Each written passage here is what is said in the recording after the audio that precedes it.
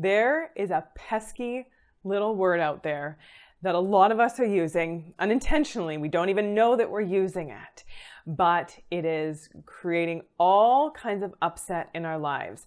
This word, just this one little word, can really help us feel really bad about ourselves. It can cause us to feel anxious, depressed, resentful, overwhelmed, frustrated. It's a lot for one little word. But we need to talk about this one because a lot of us don't even know that we're using it, and a lot of us are using it a lot more often than is necessary. So here we're going to talk about what the word is and what it does to us, and then how we can start getting rid of this word and just kind of getting it out of our vocabulary altogether. My name is Julia Christina, and I am a therapist, researcher, and online course creator. I have a master's degree in counseling psychology, and I work to help men and women get through the stuff that is holding them back so they can like themselves and their lives more every day. And once we get a handle on this pesky little word and get it out of our vocabulary, get it out of our lives, we are going to start to like ourselves and our lives a little bit more. So what is the word? What is this word, this one little word that's creating all of this chaos for us? And the word is should. And you might be thinking, what? The word should? That's not that big of a deal. Should's not such a crazy, terrible, awful word. But I'm going to explain to you why this word and how this word does come in and create a lot of upset for us. So the first way that the word creates all kinds of no good is when we should on ourselves. Yes, we should on ourselves. So what happens with that? What does that look like? When I say things to myself like, I should be good at everything. I should be able to handle whatever comes my way. I should be able to feel comfortable in social situations. I should be able to control all of my emotions. And then if I can't, then I'm no good, I'm a loser, I'm pathetic, I'm broken, I'm a failure, whatever it is. I should be liked by everyone. That's another one that comes up for a lot of us. And if everyone doesn't like us, then we start to think, well, what's wrong with me? I must be a loser, I must be pathetic, whatever that is. And then when we should on ourselves, you can see that when we use the word should on ourselves like this, it can make us feel anxious because we think, well, I should be able to handle everything. I should feel comfortable in social situations. I should be able to do well at everything I try, even if it's the first time I've done it. And then we start to get anxious and overwhelmed, and we start to just really get worried, like, what if I can't, but I should? Or we start to feel depressed. You know, we say things to ourselves like, I should be in control of my emotions. I should be able to just think positive. I should be happy all the time, or whatever that should is. And then we start to feel bad about ourselves. We start to feel depressed. We start to feel like, well, I can't, and I can't seem to get it together. So what's wrong with me? I must be a failure. I must be a loser. I must be no good. There must be no hope. Or whatever that is that we tell ourselves. We all have our thing. And then that can lead to and kind of really make us feel sad and depressed and down.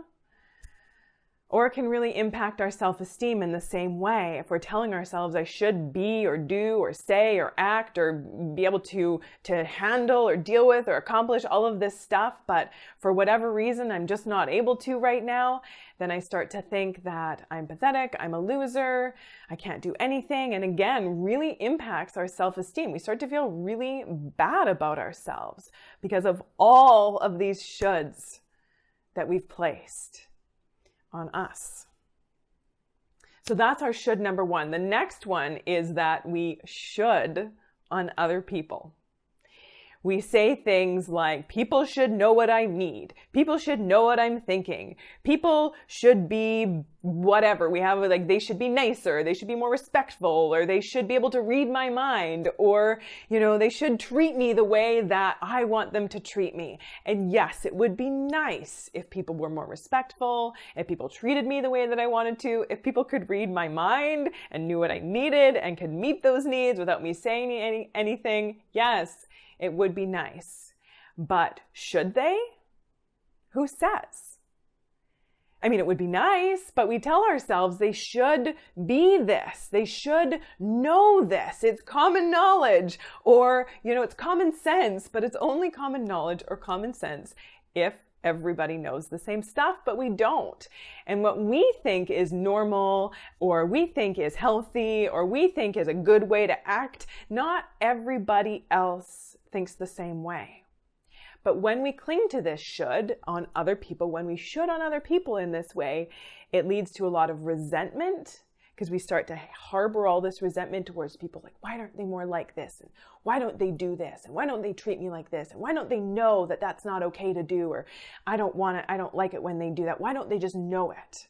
They should know.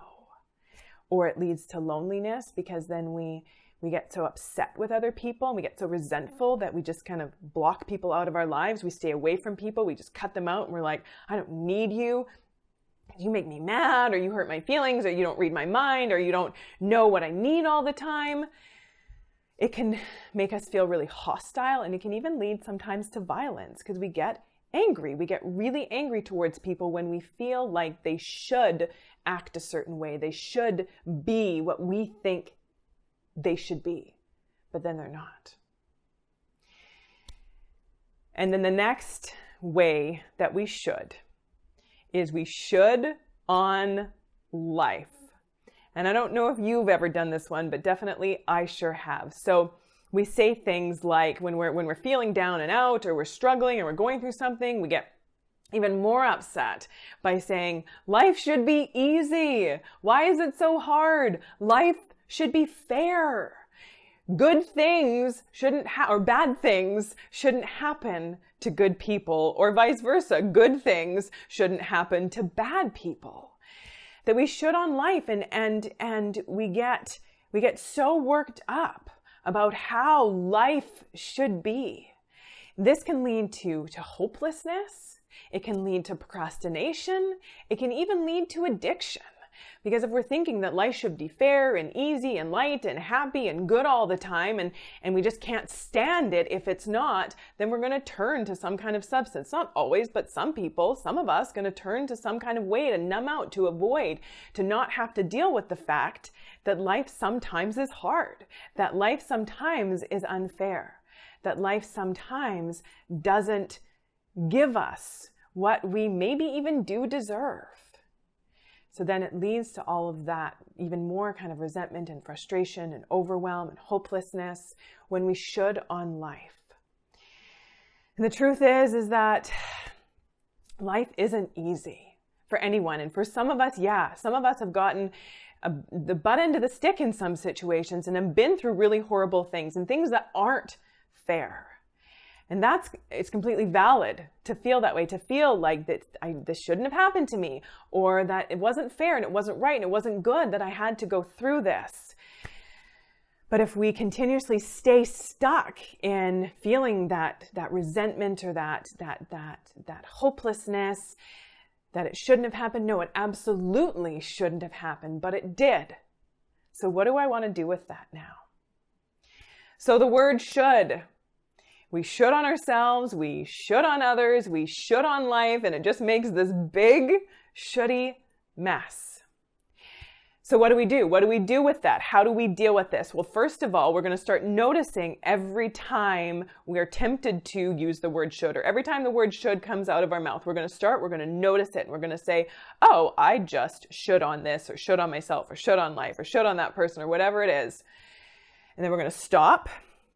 We're going to bite our tongue, and then we're going to just really simply replace the word should with something else. We're going to say something like, I would like it if, I would prefer if, it would be nice if. So I would prefer it if I could go into any social situation and feel completely comfortable and totally work the room and never feel anxious. Yeah, I would prefer that. That's fair. That's reasonable. I would like that. But perhaps that's not where I'm at right now. That's not what I can do right now. So telling myself that I have to, or that I must, or that I should is really not helping, because wherever I'm at in my life right now, that's just a lot of times not the reality.